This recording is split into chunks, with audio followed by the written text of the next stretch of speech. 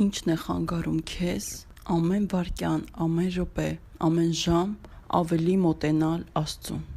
Ինչն է խանգարում քեզ, որ դու ամեն րոպեն խոսես, շփվես, հաղորդակցվես քո Տիրոջ հետ։ Քեզ ինչն է խանգարում, քեզ ամենահարազատը, ամենամոտը Տեր Հիսուս Քրիստոսն է։ Դու պետք է լինես Տիրոջ հետ այնպես, ինչպես ինքդ քեզ հետ, նույնիսկ ավելի անկեղծ ու ավելի բաց։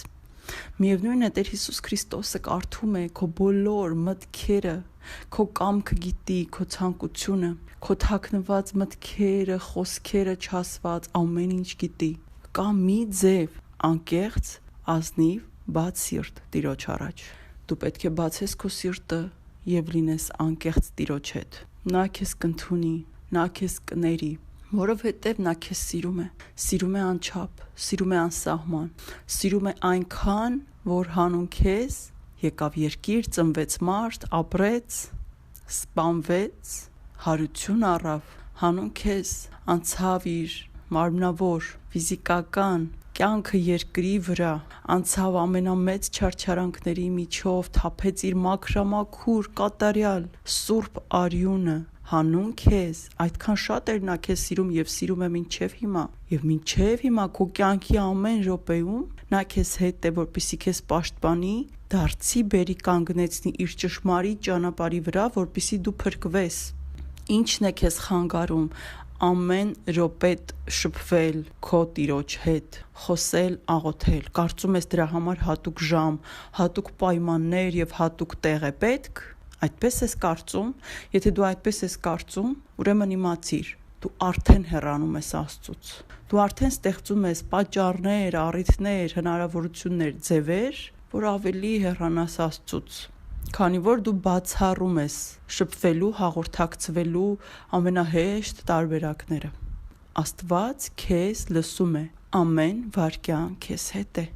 Նա քեզ է սպասում։ Խոսիր Աստծու հետ, կիսվիր քո մտահոգություններով, քո ցավերով, քո մտքերով, քո սխալներով, ուժ գտիր քո մեջ, ընդունիր քո սխալները, պատմիր Աստծուն, ասա, որ ընդունում ես, որ մեղավոր ես, որ սխալվել ես, որ զղջացել ես, ամենակարևորը զղջումն է, խոստովանություն զղջումով։ Եթե դու չես զգում զղջում քո մեջ, եթե դու պատասխանատվություն չես զգում քո մեջ, քո արարքի համար, ուրեմն անիմաստ է։ Ուրեմն քո սխալի ընդունումդ իրական չէ։ Երբ մենք ընդունում ենք մեր սխալները, մեր մեղքերը ու չենք զղջում դրանց համար,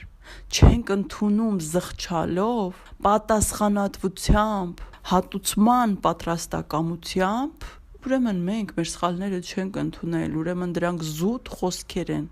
Այն պահին, երբ դու սիրտդ կբացես Աստծու առաջ, ամբողջովին մաքուր, անկեղծ, նա քեզ կների։ Տեր Հիսուսն այնքան բարի է, նա չի թողնում, որ մենք մի րոպե ավել տանջվենք մեր սխալի, մեր մեղքի համար։ Նա մեզ սրբում է, նա մեզ մաքրում է եւ մեր հոգին վերածնում է։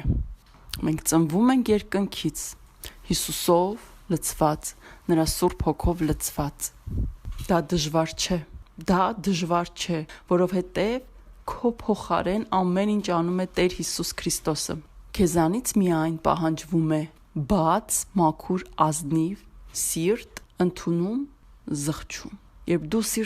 սիրտդ կբացես Տիրոջ առաջ, զղջալով քո արածի համար, մնացած ամեն ինչ Տերը կանի։ Ամեն ինչ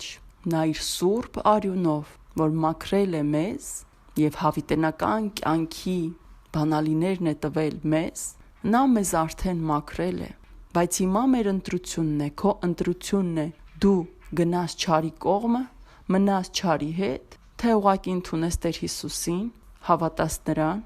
ընդունես, որ նա Աստծո որդին էր, որ եկավ քեզ համար երկիր, որպիսի իր արյունը թափվի ու մաքրվեն քո մեղքերը, որ նա այդ ամենը արեց քեզ համար, եւ ընդունես քո սխալները։ Տերը արդեն քեզ ազատել է, ուղղակի հիմա դու ես որոշողը, գնում ես չարի կողմ, թե Աստծուն։ Քեզ ոչինչ ու ոչ ոք չպիտի կարողանա խանգարել, որպեսզի դու ճանաչես քո Տեր Հիսուս Քրիստոսին դառնաս Նրանը եւ նա դառնա քոնը ամբողջովին, քեզ ոչինչ ու ոչ ոք չպիտի կարողանա խանգարել, եւ դա քո որոշումն է։ Եթե մի օր դու որոշես, որ դու ընտրում ես Տեր Հիսուս Քրիստոսին հիմա եւ հավերժ, ուրեմն դա այդպես էլ կլինի, որովհետեւ Տեր Հիսուսը քեզ ընտրել է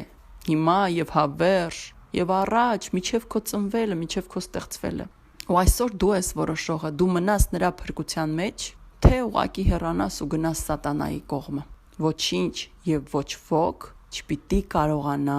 խանգարել քեզ ու Հիսուսին։